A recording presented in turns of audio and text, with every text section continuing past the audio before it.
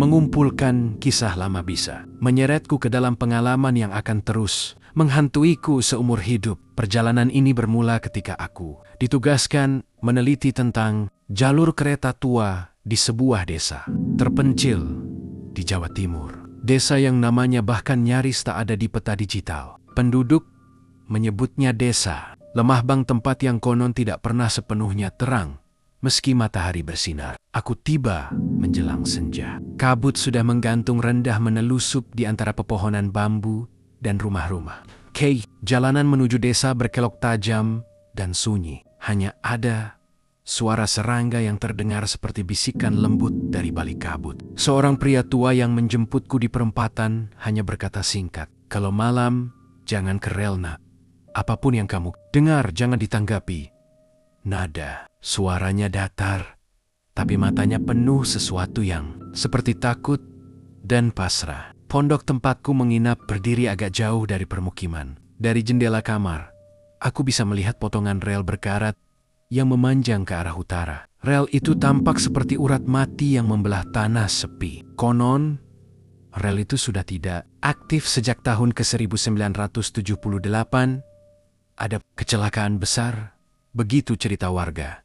Tapi tak ada yang mau menyebut detailnya. Mereka bilang kereta itu tidak pernah sampai tujuan, dan yang membawa masih menunggu di rel. Malam pertamaku di sana terasa aneh. Udara lembab, tapi bukan dingin biasa. Ada rasa berat di dada, seperti ada sesuatu yang menekan dari langit-langit. Saat jarum jam menunjuk pukul 12 malam, aku mendengar suara peluit kereta samar-samar dari kejauhan. Suara itu panjang serak dan terasa seperti berasal dari masa lalu.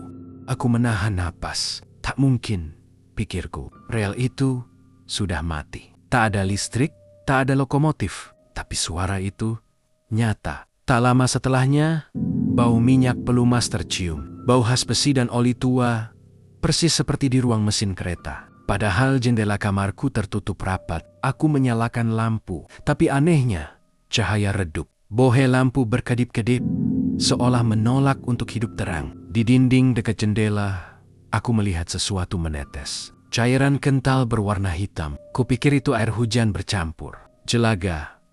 Tapi ketika kuraba, rasanya licin dan berbau seperti minyak lokomotif tua. Keesokan paginya aku memutuskan berjalan ke arah rel. Kabut masih menggantung, meski matahari sudah tinggi. Udara di sekitar perlintasan terasa dingin dan diam. Rumput liar tumbuh menutupi sebagian besi rel, dan di beberapa bagian, logamnya tampak bengkok. Seperti pernah dilindas sesuatu yang sangat berat. Aku mengeluarkan kamera memotret sepanjang jalur rel. Tak ada yang aneh, sampai aku merasa ada yang memperhatikanku dari kejauhan. Mataku tertuju ke ujung rel. Di sana di balik kabut tipis tampak bayangan hitam tinggi, berdiri, diam. Aku berkedip, dan bayangan itu lenyap. Tapi hawa dingin yang ditinggalkannya membuat tengkukku kaku. Dalam perjalanan pulang ke pondok, langkahku terasa berat. Angin tak berembus tapi dedaunan. Di kiri kanan bergerak pelan, seolah sesuatu berjalan bersamaku di sisi lain dunia. Malam berikutnya suara peluit itu terdengar lagi. Kali ini lebih dekat. Aku mencoba mengabaikan menutup telinga dengan bantal. Tapi bersamaan dengan itu, terdengar langkah berat di atap pondok. Langkah itu lambat, teratur, dan terasa berat. Seperti sepatu baja menghentak kayu. Lampu mati mendadak. Hanya suara langkah itu yang terus berpindah. Dari sisi kiri ke kanan, lalu berhenti. Tepat di atas kamarku. Aku menatap ke langit langgut menahan napas. Kayu tua di atas kepalaku berderit pelan. Lalu, diam. Dalam kegelapan itu, sesuatu menyentuh jendela dari luar. Tap, tap, tap, pelan. Seperti kuku besi. Keesokan paginya aku melihat bekas lumpur. Kering di kaca jendela bentuknya. Panjang dan tipis seperti bekas tangan yang mencoba menggapai. Penduduk desa tidak heran. Ketika aku bercerita, mereka hanya menunduk. Satu di antara mereka berkata lirih. Dia mulai menyapa. "Jangan tanggapi," kata dia, membuat bulu kuduku berdiri. Siapa yang mereka maksud? Malam berikutnya, aku menulis catatan lapangan. Saat sedang mencatat, aku melihat bayanganku di dinding. Tapi bayangan itu tidak miring seperti seharusnya.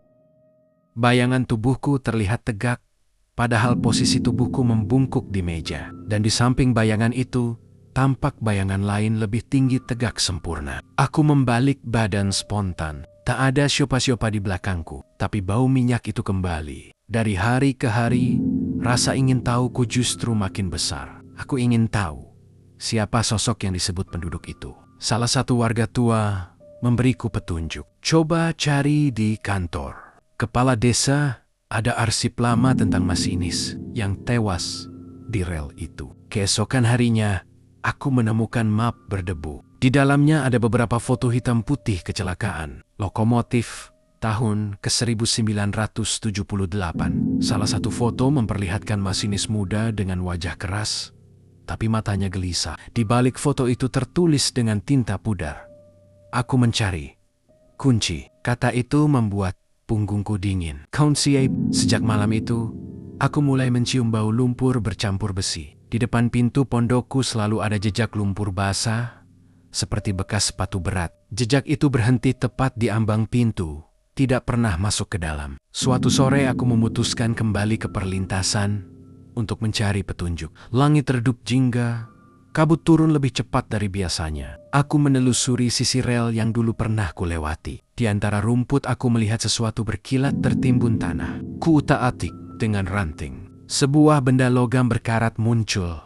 Kecil berat, bentuknya seperti kunci tua. Aku membawa pulang benda itu, membersihkannya sedikit. Saat logam itu kusentuh, hawa dingin menjalar dari jari ke lengan. Malamnya, suara peluit itu kembali. Kali ini diikuti suara langkah berat di luar jendela. Aku menatap keluar. Di ladang, tepat di bawah cahaya bulan, separuh berdiri sosok hitam tanpa kepala. Tingginya jauh di atas manusia biasa. Bahunya lebar, bajunya seperti seragam masinis yang sobek di sana-sini. Sosok itu tidak bergerak. Tapi aku tahu, meski tanpa kepala ia sedang menatapku. Suasana menjadi hening total. Tak ada jangkrik, tak ada angin. Bahkan detak jantungku sendiri seperti berhenti. Kupaksakan untuk menutup tirai, tapi tangan gemetar. Cebuk, mata seolah tak mau berkedip. Saat akhirnya berhasil menunduk, aku merasa jendela bergetar.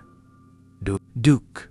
3 kali. Ketika aku berani menatap lagi, sosok itu sudah hilang. Keesokan paginya, aku memeriksa ladang. Tidak ada bekas kaki. Tapi di tanah basah itu ada genangan minyak hitam berbentuk bulat, seperti bekas berdiri sesuatu yang berat. Hari-hariku berubah. Aku mulai bermimpi buruk setiap malam. Dalam mimpiku aku mendengar suara lokomotif berjalan di kegelapan, tapi tanpa suara roda. Suara peluitnya terdengar dekat sekali di telingaku, membuatku terbangun dengan keringat dingin. Suatu malam, aku mencoba merekam suara itu. Kutaruh perekam di jendela kamar, lalu tidur dengan lampu menyala. Pagi harinya ketika ku dengar hasil rekamannya, terdengar suara samar. Temukan, bawa. Aku memutar ulang beberapa kali. Suara itu terdengar seperti bisikan dari dalam besi serak dan menyayat telinga. Saat memutar rekaman itu, kaca jendela retak sendiri tanpa sebab. Retakan itu membentuk pola aneh, seperti jalur rel bercabang. Aku menatap kunci berkarat itu di meja, dan aku sadar arah retakan itu menunjuk ke benda itu.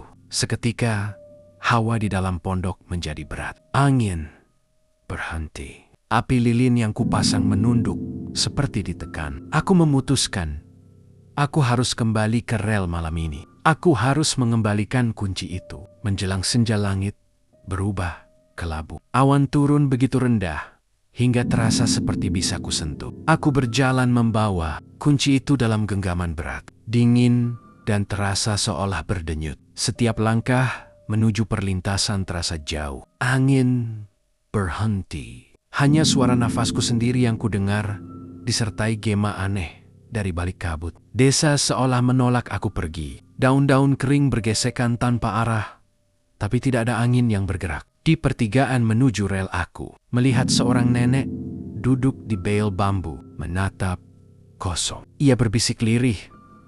Kalau dia memanggil, jangan menatap pundaknya. Aku berhenti menelan ludah. Siapa dia, Nek? Tuniak. Tapi nenek itu hanya menunduk dan berkata pelan yang menunggu kunci. Suara itu membuat langkahku goyah, tapi aku tetap melanjutkan perjalanan. Rasa penasaran dan ketakutan bercampur menekan jantungku hingga terasa sakit. Kabut makin pekat saat aku sampai di dekat rel. Warna langit berubah menjadi jingga kusam. Suasana hening seperti kuburan. Tak ada suara burung, tak ada jangkrik, tak ada apa-apa selain detak jam di telingaku sendiri. Di bawah sinar senja yang sekarat, aku melihat ujung rel seolah bergetar halus. Seperti sesuatu yang berjalan di atasnya dengan langkah pelan tapi berat. Aku menajamkan pandangan, dan di sanalah samar-samar di kabut jingga terlihat siluet tanpa kepala itu lagi. Kali ini lebih jelas. Ia tidak berdiri diam. Ia melangkah perlahan di atas rel,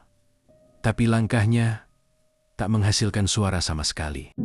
Dari tubuhnya yang hitam pekat mengalir tetes-tetes. Cairan seperti oli tua jatuh ke besi, rel, dan mengeluarkan suara tik, tik, tik yang memantul panjang. Aku ingin berbalik, tapi kakinya seolah menempel di tanah. Ada dorongan aneh di dadaku, seperti dipaksa untuk tetap tinggal. Sosok itu berhenti beberapa meter dariku. Bahunya lebar, tubuhnya miring sedikit, dan dari leher kosongnya keluar asap tipis berwarna abu-abu. Aku bisa mendengar sesuatu, bukan suara, tapi tekanan.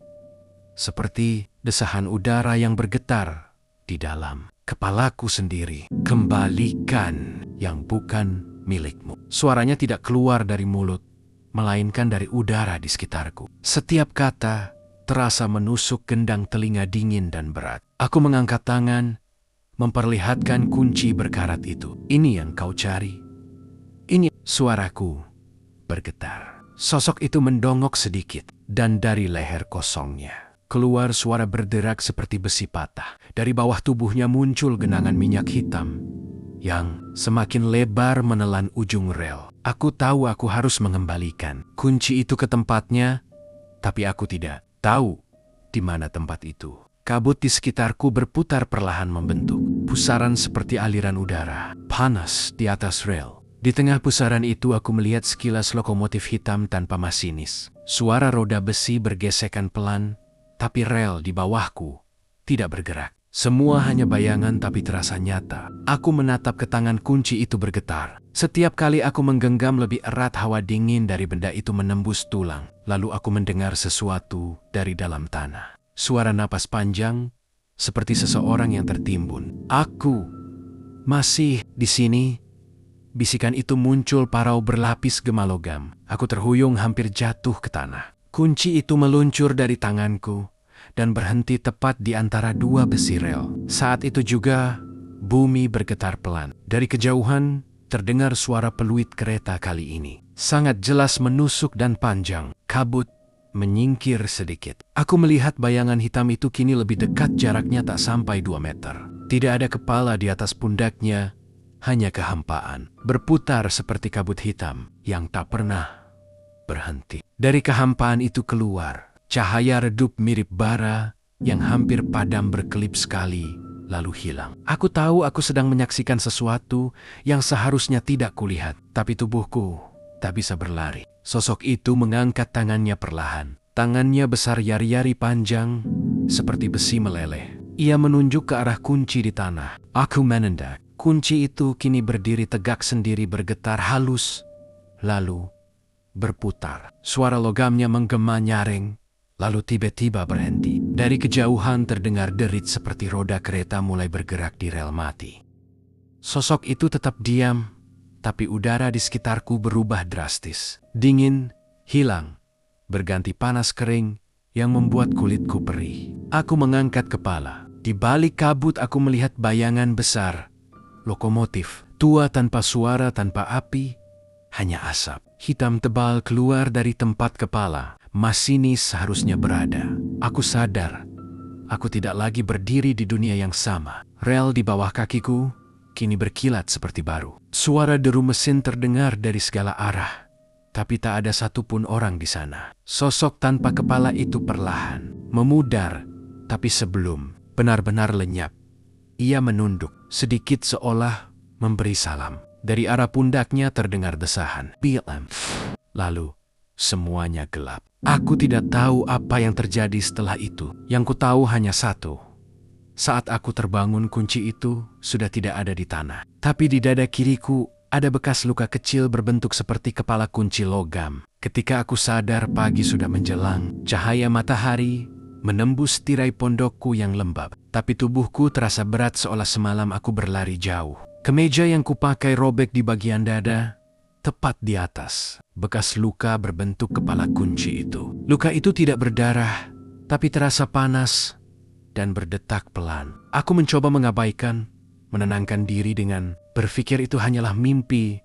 Tapi setiap kali aku menyentuh dada kiriku, ada rasa dingin menusuk seperti logam yang menempel di kulit. Hari itu aku memutuskan untuk tidak keluar rumah. Aku menulis catatan tentang apa yang kulihat di rel malam sebelumnya. Tulisan tanganku gemetar, huruf-huruf Nia miring tak beraturan. Setiap kali aku menulis, kata kunci lampu pondok bergetar pelan seperti bereaksi terhadap sesuatu yang tak kasat mata. Menjelang sore, udara berubah aneh. Dari luar terdengar suara besi diseret di tanah. Suaranya panjang dan berat seolah ada yang menyeret rantai besar mengelilingi pondokku. Aku berlari ke jendela, tapi kabut sudah turun lagi. Padahal matahari belum benar-benar tenggelam. Dari balik kabut itu aku melihat sesuatu bergerak. Bentuknya besar dan tinggi tapi tak jelas. Siluetnya bergoyang perlahan, seakan melangkah di sekitar pondok. Setiap kali ia bergerak, lantai kayu pondok bergetar halus. Aku mundur beberapa langkah.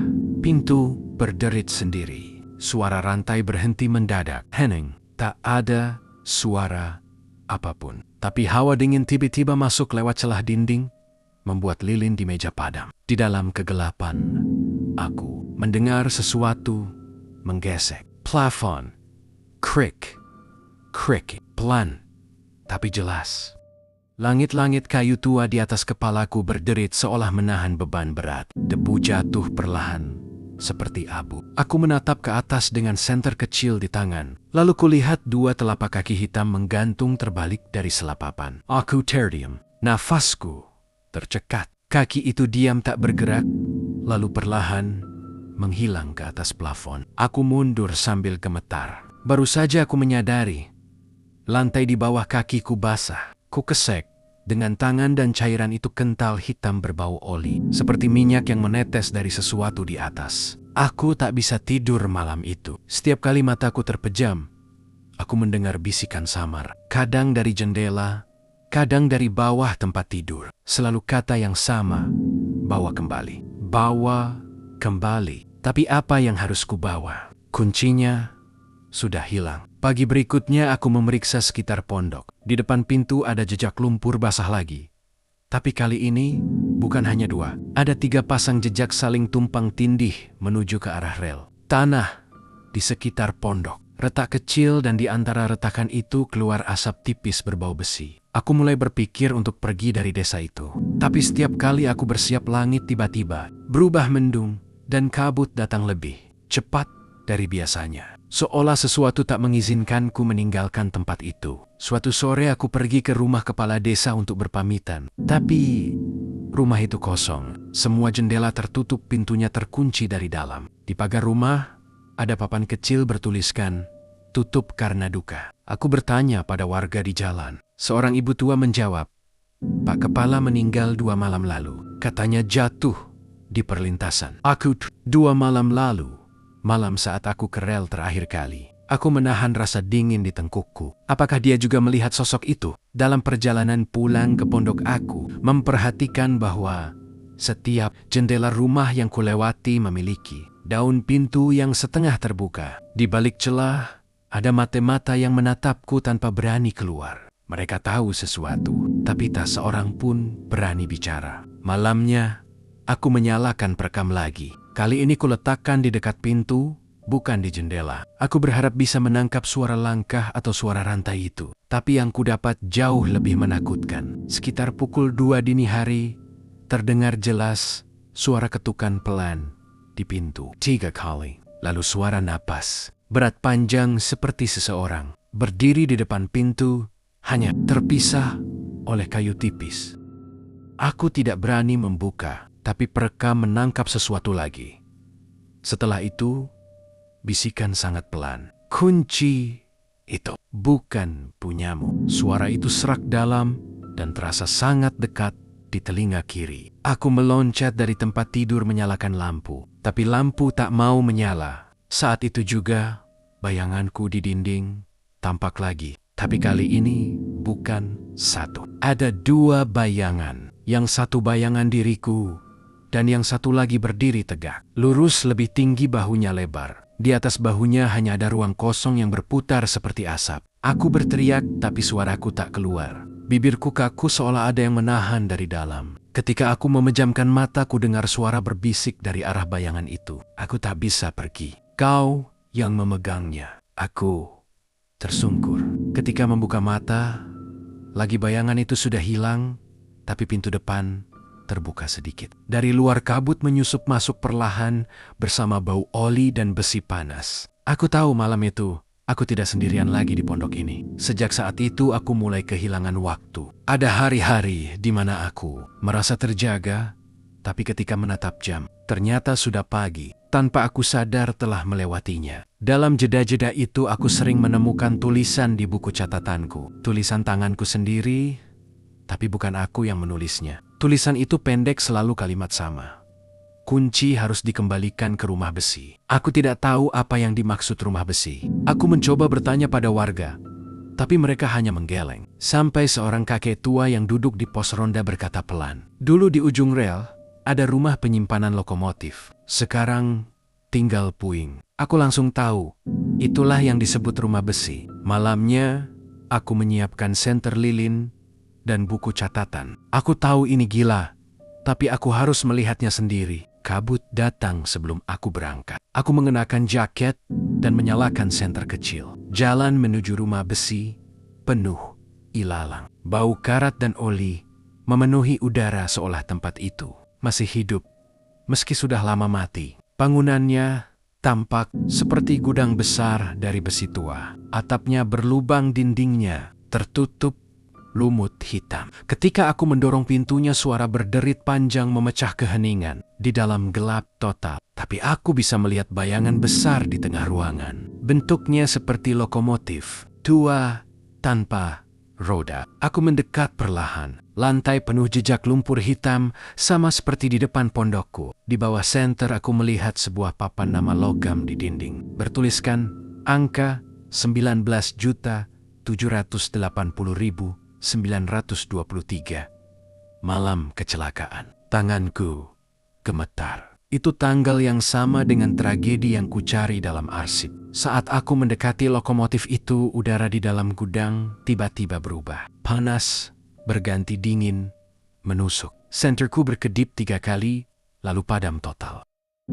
Dalam gelap itu aku mendengar suara langkah berat mendekat dari arah pintu. Langkah itu lambat, berat, dan berirama seperti hentakan logam di tanah. Aku menahan napas. Bau oli kembali memenuhi paru-paruku. Suara langkah itu berhenti di belakangku. Aku bisa merasakan hawa dingin dari ruang kosong di leherku. Sendiri seolah ada sesuatu berdiri. Persis di belakangku tanpa kepala. Tiba-tiba terdengar bisikan berat di telingaku. Rumah besi bukan untuk manusia. Tubuhku tak bisa digerakkan. Lalu dari dalam kegelapan muncul sinar oranye, redup di ujung ruangan. Aku melihat kunci berkarat itu melayang di udara, berputar pelan, lalu menembus badan lokomotif yang hitam pekat. Begitu kunci itu menyentuh badan besi itu, seluruh ruangan bergetar keras. Suara peluit panjang terdengar di telingaku, tapi tanpa arah. Lantai bergetar. Debu jatuh dari langit-langit, dan udara di sekitarku terasa seperti meledak. Aku terlempar ke belakang membentur dinding besi. Sekilas, aku melihat sosok hitam itu muncul di tengah lokomotif lebih jelas dari sebelumnya. Bahunya bergetar, tangan besinya bergerak, seolah sedang memutar tuas yang tak terlihat. Aku sadar, itu bukan hantu yang gentayangan tanpa tujuan. Ia sedang mencoba menyalakan kereta itu kembali, tapi kereta itu tidak bergerak. Hanya suara mesin berat berderak dari dalam tubuhnya. Sosok itu kemudian menunduk, menghadapku, dan dari ruang leher kosongnya keluar suara serak. Aku belum pulang. Aku berlari keluar gudang sekuat tenaga, Tapi pintu sudah tertutup rapat di belakangku. Kegelapan menelan semuanya. Aku menjerit, tapi suaraku tenggelam dalam suara deru mesin yang semakin keras. Saat aku mencoba mencari jalan keluar, dinding gudang mulai bergetar. Dari sela besi keluar uap panas bercampur asap hitam. Dari arah lokomotif cahaya oranye muncul lagi. Tapi kali ini lebih terang seperti bara api yang membuka matanya. Aku bisa melihat sekilas wajah manusia di dalam asap itu. Wajah yang sama dengan foto masinis di arsip tua. Wajah itu menatapku penuh kesedihan, seolah meminta tolong, tapi juga meminta sesuatu dariku. Tiba-tiba, sebuah bayangan lain muncul di belakangnya. Wajah lain penuh amarah, matanya menyala merah. Aku mengerti. Bukan hanya satu arwah yang terjebak di sana. Gudang itu adalah penjara bagi mereka yang mati malam itu. Satu di antaranya menunggu kunci, dan satu lagi menunggu pengganti. Aku merasa sesak. Nafasku terhenti. Suara dalam kepalaku berteriak, "Pergilah sebelum senja habis." Aku merangkak ke arah pintu, dan kali ini pintu itu terbuka sendiri, seperti dorongan dari dalam. Begitu aku keluar, kabut langsung menelan pandanganku. Dari kejauhan, aku mendengar peluit terakhir panjang dan melengking seolah kereta itu akhirnya bergerak. Aku menoleh ke belakang. Gudang itu kini tampak kosong, tapi di udara masih tergantung aroma besi panas dan asap. Aku jatuh tersungkur di tanah menggigil hebat. Ketika aku menatap tanganku, di sana ada bekas jelaga hitam, dan di tengahnya tergores tanda kecil berbentuk kunci. Aku tahu malam itu belum berakhir. Aku tahu arwah itu belum selesai menuntut. Karena dalam hatiku aku mendengar suara yang sama lagi. Aku butuh pengganti. Dan sejak saat itu, setiap kali aku menutup mata, aku melihat rel panjang membentang di bawah kabut, dan di ujungnya sosok tanpa kepala itu menungguku. Ia tidak bergerak, tapi pundaknya miring sedikit ke kanan, seolah memberi ruang untukku berdiri di sebelahnya. Malam itu aku tahu satu hal pasti.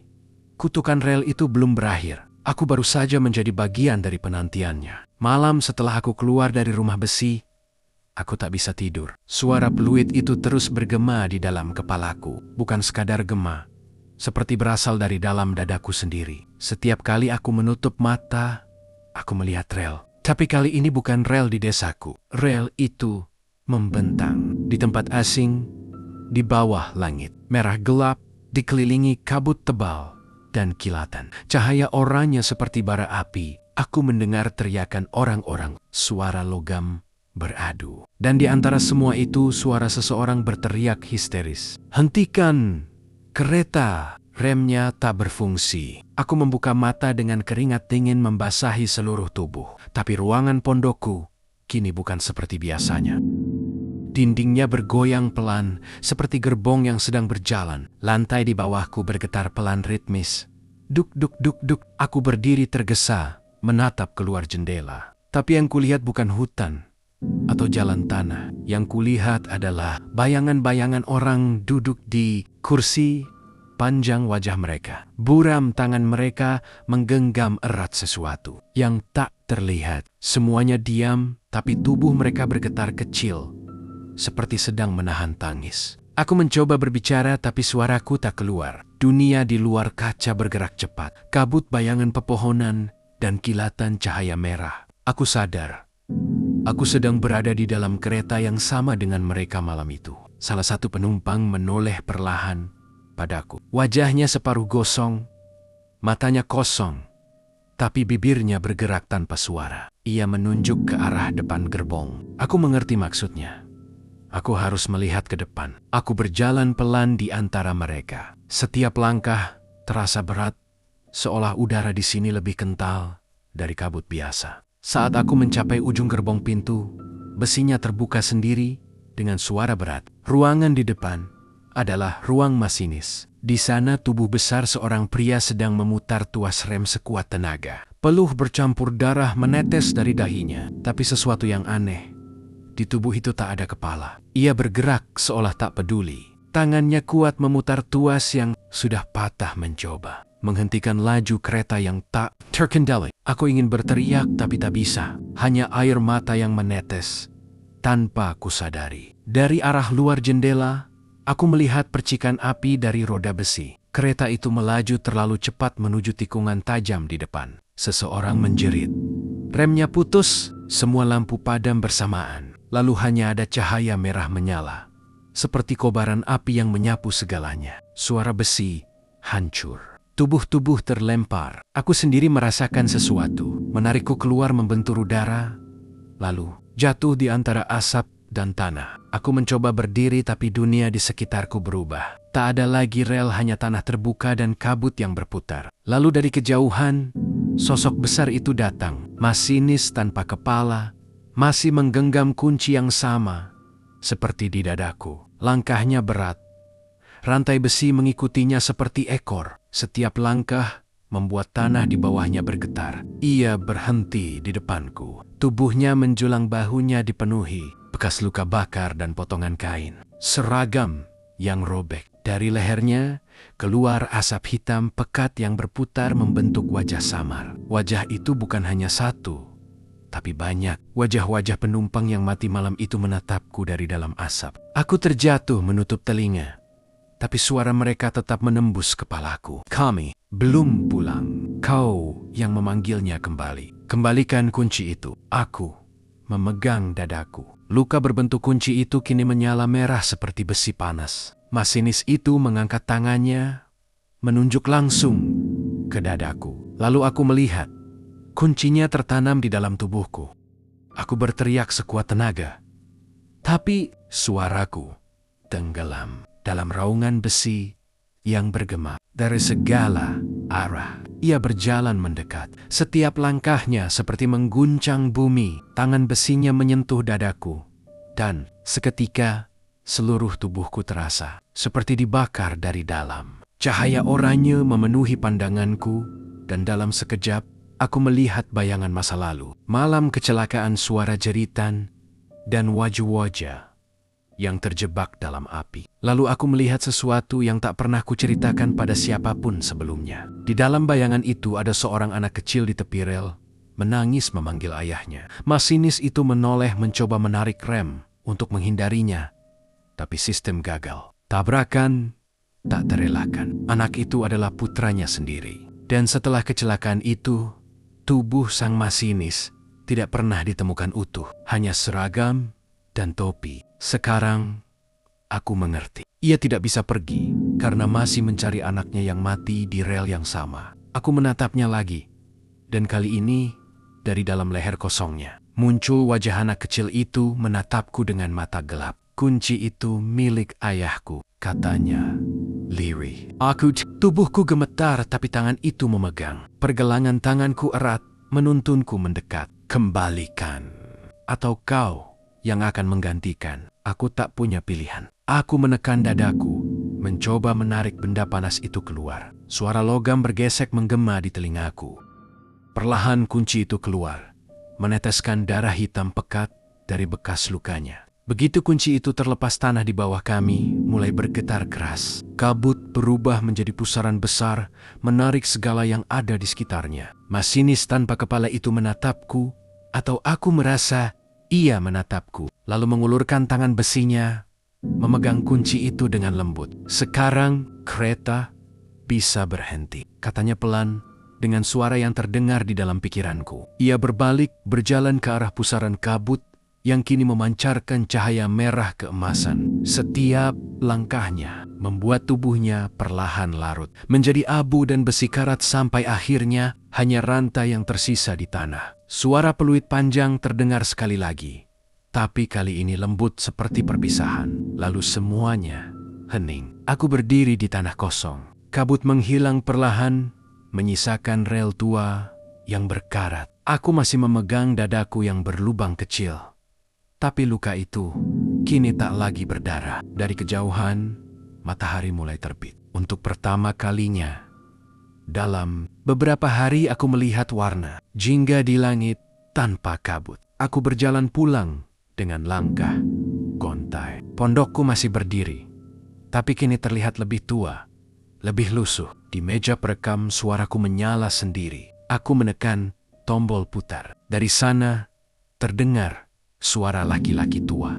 "Terima kasih." Kereta sudah berhenti. Lalu suara rantai yang jatuh pelan. Setelah itu, hanya keheningan. Sejak malam itu tak pernah lagi ada kabut di desa itu menjelang senja. Perlintasan yang dulu angker, kini ditumbuhi. Rumput liar, tak ada lagi suara. Peluit dari kejauhan. Tapi aku tahu, sebagian diriku masih tertinggal di sana. Kadang, saat aku menutup mata, aku masih bisa merasakan getaran rel di bawah kakiku dan dengung mesin yang belum sepenuhnya padam. Dan sesekali di tengah malam, dari arah jauh, aku mendengar peluit panjang itu lagi. Samar, tapi nyata. Orang bilang itu hanya angin, tapi aku tahu itu tanda bahwa kereta itu belum benar-benar berhenti. Beberapa bulan kemudian, seorang pemuda datang ke desa mengaku ingin menulis buku tentang legenda perlintasan. Ia menemuiku di warung dan bertanya, "Apakah benar dulu ada masinis tanpa kepala di sini?" Aku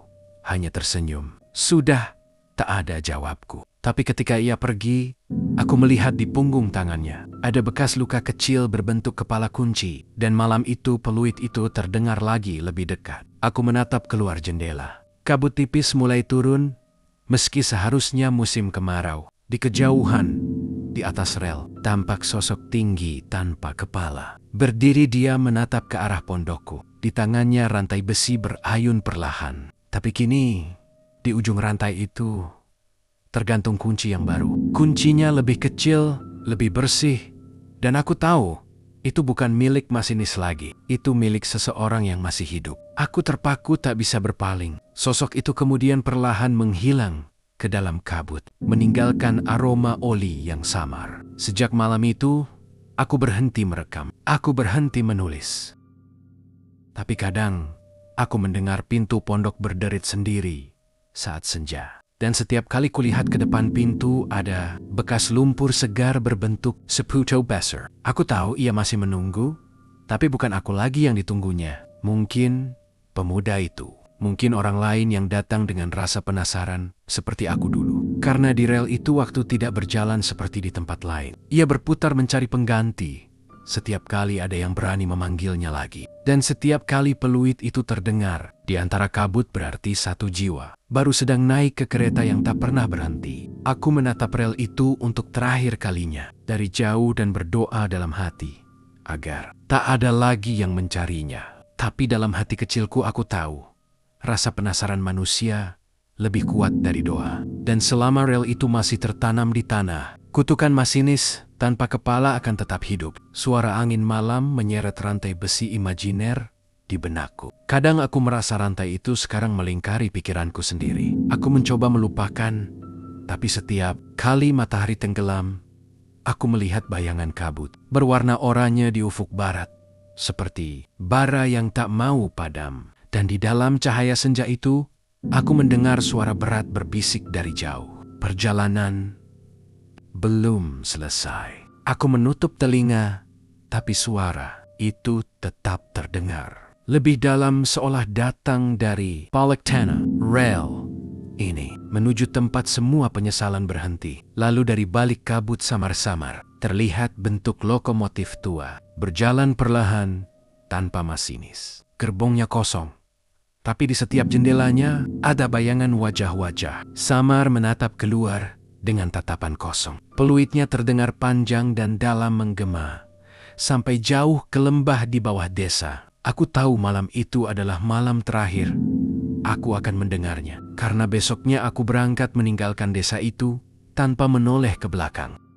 Tapi di dalam bis yang kutumpangi, kaca jendela berembun membentuk bentuk aneh. Ketika kuusap tulisan itu jelas. Terima kasih sudah menghentikanku. Aku menatap tulisan itu lama, lalu perlahan hilang oleh hembusan napas sendiri. Dan sejak hari itu, setiap kali aku melewati rel manapun di Indonesia, aku selalu menunduk hormat. Takut kalau di balik kabut masih ada sosok tanpa kepala yang menatap menunggu giliran berikutnya. Sudah hampir 1 tahun sejak aku meninggalkan desa itu. Tapi setiap kali aku mencoba tidur di malam hari, aku masih mendengar gema samar, suara besi beradu, dan peluit panjang di kejauhan. Orang-orang mungkin menyebutnya trauma, tapi bagiku Itu lebih dari sekadar kenangan buruk. Itu panggilan. Aku kini tinggal di kota kecil di lereng gunung jauh dari jalur kereta manapun. Tapi anehnya, setiap kali hujan turun di sore hari aku bisa mencium bau minyak pelumas yang sama. Seperti dulu di pondok. Kadang di dinding kamar muncul bekas noda hitam yang berbentuk garis lurus seperti bekas rantai yang terseret. Aku sudah mencoba menutupinya dengan cat, tapi setiap kali aku bangun noda itu muncul lagi di tempat yang berbeda. Aku sadar, aku tidak benar-benar bisa meninggalkan rel itu. Sebagian dari kutukan itu telah tertanam dalam diriku. Suatu hari seorang kurir datang ke rumahku membawa paket tanpa nama pengirim. Di dalamnya hanya ada kunci lokomotif tua, berkarat, dan berat. Tanganku gemetar. Aku tahu benda itu sudah kulepaskan di rel malam itu. Tapi sekarang, ia kembali. Di bawah kunci itu ada secarik kertas kusut bertuliskan, "Kereta selalu membutuhkan penjaga." Aku membuangnya ke dalam sungai malam itu juga. Tapi saat air menelan kunci itu, aku mendengar suara peluit samar dari arah gunung. Aku menatap ke langit. Tak ada kereta di sini. Tapi peluit itu jelas terdengar. 3 hari setelah itu, koran lokal menulis berita singkat. Seorang mahasiswa sejarah ditemukan hilang di dekat rel tua wilayah. Di lokasi hanya ditemukan tas dan perekam suara. Aku menelan ludah. Nama mahasiswa itu terdengar tak asing. Ia adalah pemuda yang dulu menemuiku di warung desa itu. Rasa bersalah menyergapku. Aku tahu entah bagaimana ia telah memanggil kembali sesuatu yang seharusnya tetap tertidur. Aku pergi ke lokasi yang disebutkan dalam berita itu. Meski bukan desa yang sama, bentuk relnya serupa. Tua, berkarat, dan dikelilingi pepohonan besar. Di tengah rel, aku melihat bekas lumpur mengering berbentuk langkah besar. Bekasnya dalam seperti ada sesuatu yang sangat berat melaluinya. Angin di sekitar sana berhenti. Burung-burung yang tadinya berkicau mendadak diam. Dan di udara samar tapi pasti tercium lagi bau oli hangus yang khas. Aku memejamkan mata. Dalam hati, aku berkata pelan, "Kau sudah bebas. Jangan cari lagi pengganti." Tapi seolah menjawab dari arah jauh, terdengar suara besi bergemerincing seperti rantai yang ditarik perlahan di atas tanah. Aku tahu jawabannya sudah jelas. Ia telah menemukan yang baru. Beberapa minggu berlalu, kabar mahasiswa itu tidak pernah ditemukan. Tapi warga sekitar mulai bercerita tentang suara peluit di senja hari. Mereka bilang suara itu selalu muncul tepat pukul 6 sore, lalu hilang begitu kabut turun. Beberapa anak kecil mengaku melihat bayangan besar berjalan di atas rel, tanpa kepala, membawa lentera berwarna oranye.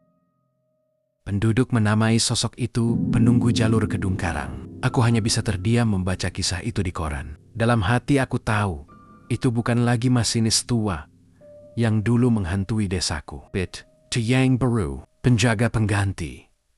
Mungkin sang mahasiswa itu sendiri. Sejak saat itu, aku tak pernah lagi berani mendekati rel manapun. Bahkan mendengar suara kereta dari kejauhan saja sudah membuat dadaku sesak. Namun malam-malam tertentu ketika bulan purnama menggantung dan angin membawa aroma besi, aku bisa mendengar sesuatu seperti langkah berat di atap rumah. Langkah itu pelan tapi pasti, seperti seseorang sedang berjalan dengan sepatu besi. Kadang di cermin kamar bayanganku tampak sedikit berbeda. Tubuhku sama, tapi di sampingku selalu ada bayangan lain. Tegak lurus dan lebih tinggi. Bayangan itu tidak punya kepala, tapi pundaknya seolah menoleh padaku. Aku sudah berhenti takut. Sekarang aku hanya menunggu waktu. Karena aku tahu, pada akhirnya rel itu akan menuntut aku kembali. Beberapa bulan kemudian, aku menerima surat tua dari seseorang di desa lamaku. Surat itu ditulis dengan tulisan tangan gemetar.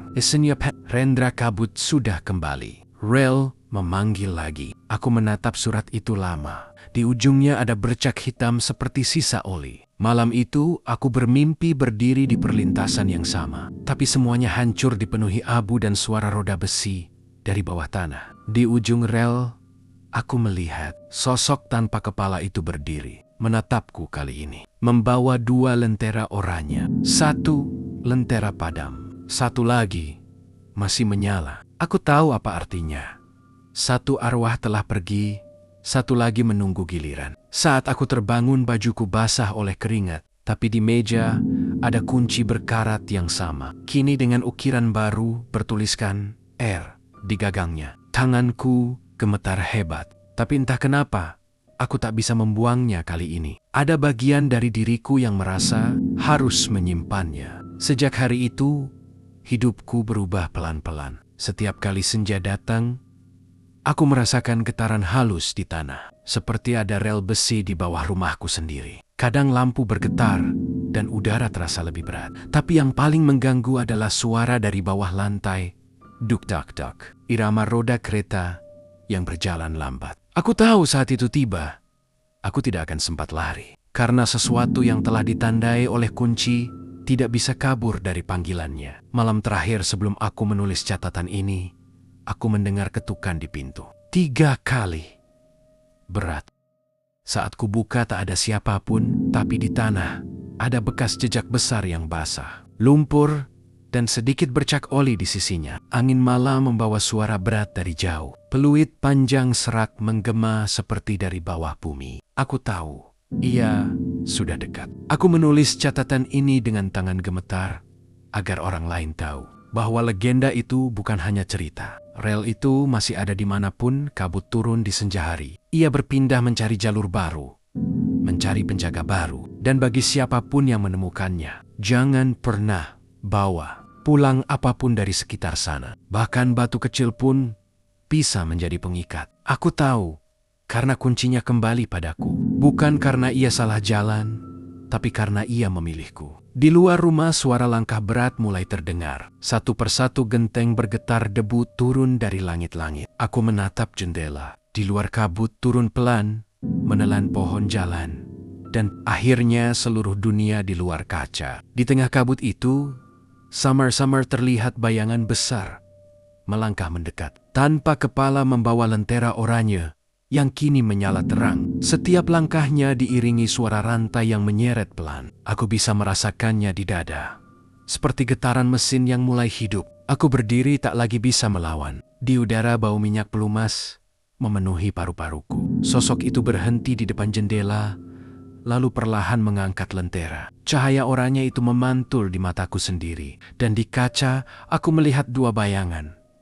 Diriku dan dia di belakangku. Aku menoleh, tapi tidak ada apapun di sana. Namun di kaca bayangan itu tetap ada, berdiri tegak tanpa kepala menatap dengan kehampaan dari lehernya. Dari udara suara berat berbisik pelan, "Waktumu tiba." Dan entah kenapa, aku tidak merasa takut lagi. Aku hanya meletakkan tangan di dada, di atas bekas luka itu. Kulihat bayangan di kaca perlahan menyatu denganku. Lentera di tangannya kini berpindah ke tanganku. Aku mengangkatnya tinggi. Dan di saat itu, suara peluit terakhir menggema keras dari luar rumah. Semua lampu padam. Dunia seolah berhenti sesaat. Lalu dalam gelap, aku mendengar roda besi berputar.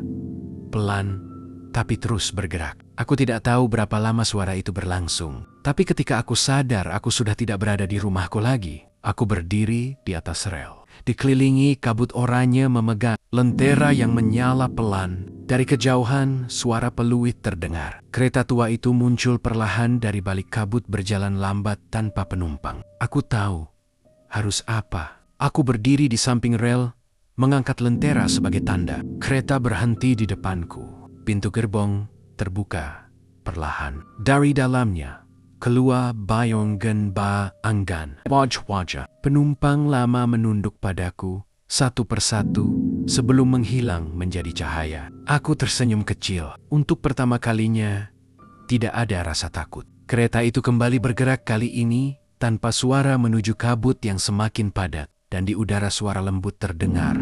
Terima kasih, penjaga baru.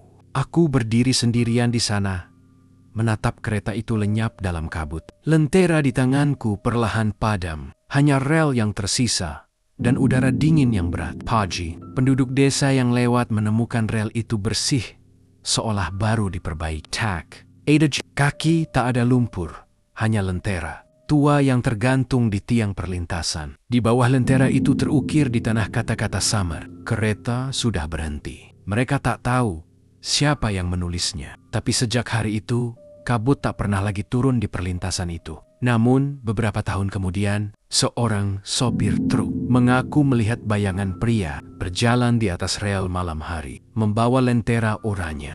Katanya sosok itu berhenti setiap kali kereta lewat. Meski di jalur itu sudah tidak ada kereta aktif sejak 20 tahun lalu. Beberapa warga bilang itu arwah masinis lama, tapi yang lain percaya itu. Rendra, pria dari kota yang datang meneliti dan tak pernah pulang. Kisah itu menyebar jadi legenda baru. Penjaga jalur senja, si tanpa kepala yang menunggu kabut setiap kali matahari tenggelam dan kabut mulai turun di sekitar rel tua. Orang-orang menunduk hormat sebelum melintas. Mereka percaya jika kau menatap kabut terlalu lama, kau akan melihat lentera oranye itu perlahan bergerak di antara kabut. Dan jika kau mendengar peluit panjang setelah itu, artinya satu jiwa baru dipanggil untuk menggantikan penjaga lama. Karena kereta itu, meski berhenti, selalu mencari pengganti untuk menjaga jalurnya tetap sunyi. Aku, atau entah apa aku sekarang, hanya menjaga agar mereka tak tersesat di jalur yang sama. Setiap senja,